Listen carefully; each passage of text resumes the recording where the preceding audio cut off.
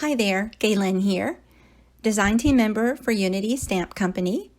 Today I have a real pretty tag card with florals, and it is wonderful. It has also background paper from Unity.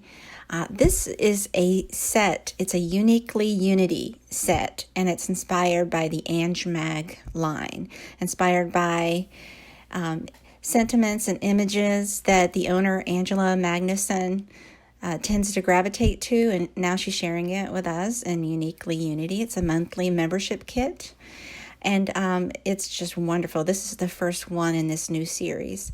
Now I'm using Holiday Intrigue Unity pattern paper. They're 6x6 single-sided papers, and this one is filled with beautiful holiday colors and patterns, but yet they can still be used for things that are not holiday related. Like I'm using the gold background that it's not a holiday card, but it works perfectly with it.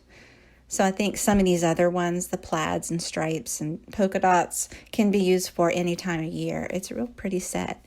I love it. So I pre-die cut a background panel in the gold, yellow gold color. And I pre-stamped the florals, and I included the sentiment real close to the florals. I'm using various Copic markers, and I have the tag dies by My Creative Times. I'm using two kits. One is called Tag Dies, the other is Tag Die Layers, and they coordinate with each other. I'm also using My Favorite Things, A2 size rectangular stitched stacks dynamics.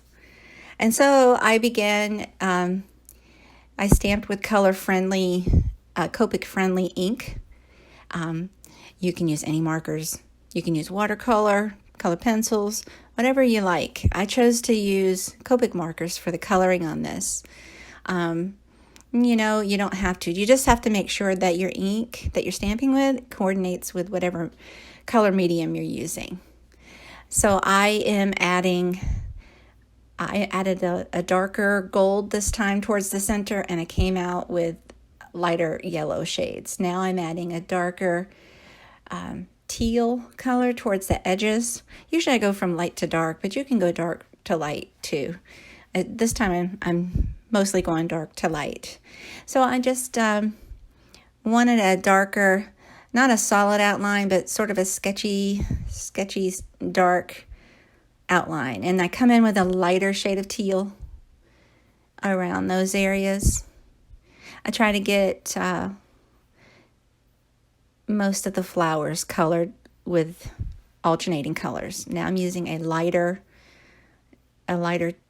turquoise color to sort of blend in the three together.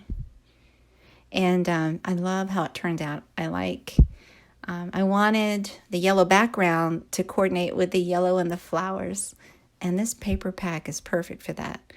Now I just colored the arrow and some browns and tan, and for the background stamping, I just used black ink. I just did everything in black ink, and then I colored it in. After I finish with the coloring, I'm going to use one of those tag dies to cut the sentiment and the flowers out. And it's not going to fit exactly perfect, but I mean, you get the idea. I layered it with the back solid black layer for the tag, and I add foam tape. I just get big rolls of foam tape, and you can find them on Amazon. You can also try findtape.com. That's sometimes where I shop for them. So I added the background to the card base. Now I'm adding hemp twine to the tag, and it is just a pretty accent. Even though it's not a tag, a tag can be a great accent for a card. And that's how I'm using this, because it's a nice big tag. And there you go with just a few adhesive gems, and it's finished. I hope you like this. Thanks so much for watching. Take a moment to like and subscribe to my YouTube. Thank you. Have a good day.